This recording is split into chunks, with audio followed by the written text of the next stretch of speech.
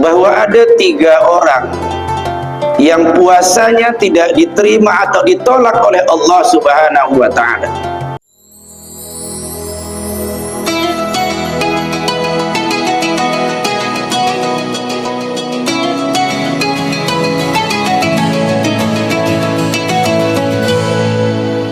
Ramadan mutajalla. Assalamualaikum warahmatullahi wabarakatuh. Alhamdulillahilladzi an'ama 'alaina bi ni'matil iman wal islam wa hdina subulas salam wa fahamana syari'atin nabiyil karim. Asyhadu an la ilaha illallah wahdahu la syarikalah al-malikul haqqul mubin wa asyhadu anna sayyidana Muhammadan abduhu wa rasuluh al-mab'utsu rahmatan lil alamin. Allahumma salli wa sallim wa barik ala sayyidina Muhammad wa ala alihi wa sahbihi ajma'in, amma ba'du. Salam ta'zim saya kepada Bapak Bupati Kabupaten Labuhan Batu Utara, Dr. Haji Hendrianto Sitorus SEMM. Salam ta'zim yang sama kepada Bapak Wakil Bupati Kabupaten Labuhan Batu Utara, Dr. Haji Samsul Tanjung STMH. Salam ta'zim yang sama kepada Bapak Kepala Dinas Pendidikan Kabupaten Labuhan Batu Utara, Tuan Harahap MPD.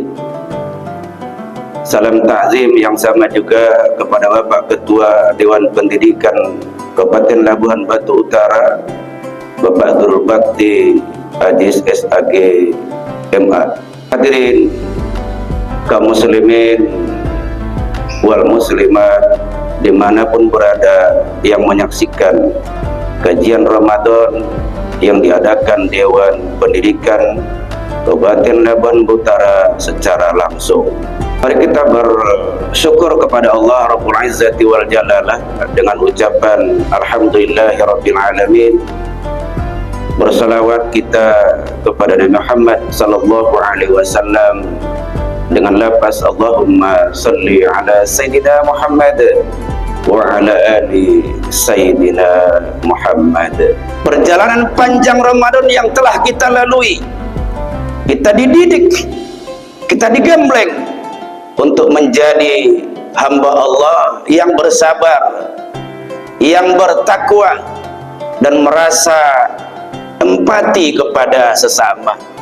Sebagai tema kajian kita di sore hari ini adalah bahwa ada 3 orang yang puasanya tidak diterima atau ditolak oleh Allah Subhanahu wa Ta'ala.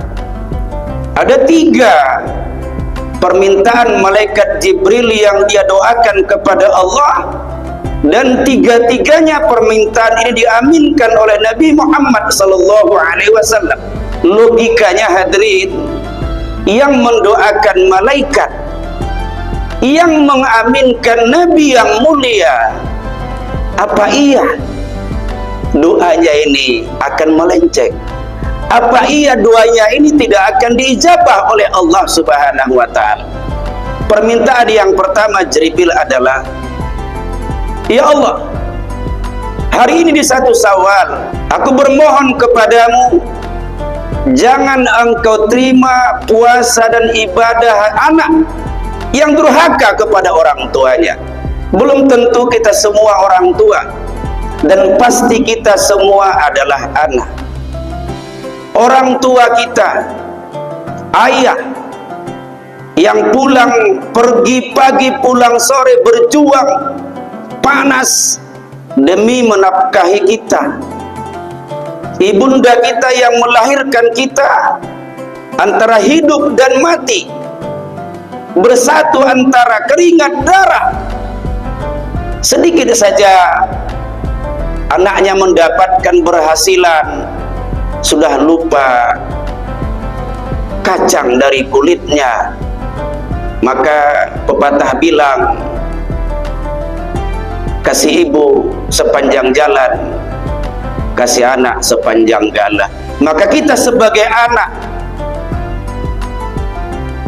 kita berbakti sebagai anak yang banyak beribadah, puasanya tidak tinggal, zakatnya iya, sedekahnya apalagi, hajinya sudah.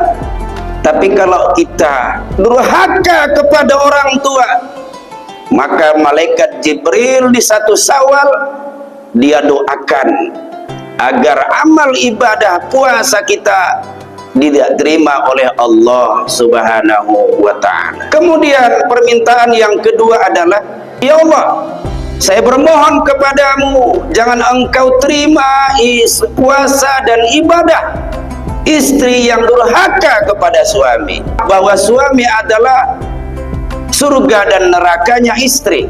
Keriduan suami yang menyebabkan masuknya istri ke dalam surga, dan kemurkaan suami menyebabkan istri masuk ke dalam neraka. Benar apa yang telah disampaikan dalam Al-Quran, bahwa Allah Subhanahu wa ta'ala berfirman, hunna libasul lakum, bahwa mereka adalah pakaian bagi kamu dan kamu adalah pakaian bagi mereka. Bahwa istri adalah pakaian bagi suaminya dan suami adalah pakaian bagi istrinya.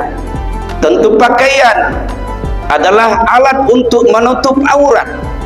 Artinya bahwa suami istri wajib saling menjaga kehormatan dan tidak membuka aib sesama kepada orang lain. Yang ketiga adalah permintaan malaikat Jibril, ya Allah, aku mohon kepadamu, jangan engkau terima puasa dan ibadahnya seorang muslim yang tidak mau memaafkan saudara muslimnya yang lain. Bahwa seorang muslim yang tidak mau memaafkan saudaranya, maka didoakan oleh malaikat Jibril untuk tidak diterima puasa dan ibadahnya.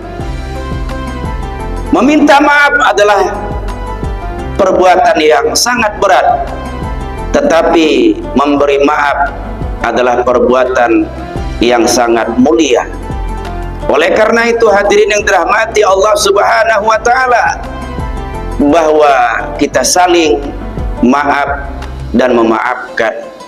Di akhirat nanti orang minta kepada Allah supaya dia masukkan ke dalam surga, tapi ternyata pada saat itu orang yang pernah kita sikiti, orang yang pernah kita zalimi akan menuntut haknya di hadapan Allah Subhanahu wa ta'ala, sehingga saat itu kita akan tertunda.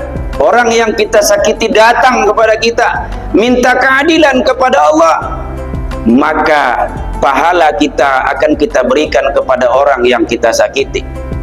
Ternyata belum selesai, ada orang yang pernah kita pukul, kita tumpahkan darahnya, juga akan menuntut kita, maka kita akan berikan pahala amal kita kepada mereka. Oleh karena itu, kita sedang berada di hari ke-19 bulan Ramadan, bahwa kita tahu 10 hari pertama Ramadan itu adalah Allah akan berikan rahmatnya, dan 10 hari pertengahan Allah berikan ampunannya, dan 10 terakhir adalah berikan pembebasan dari api neraka.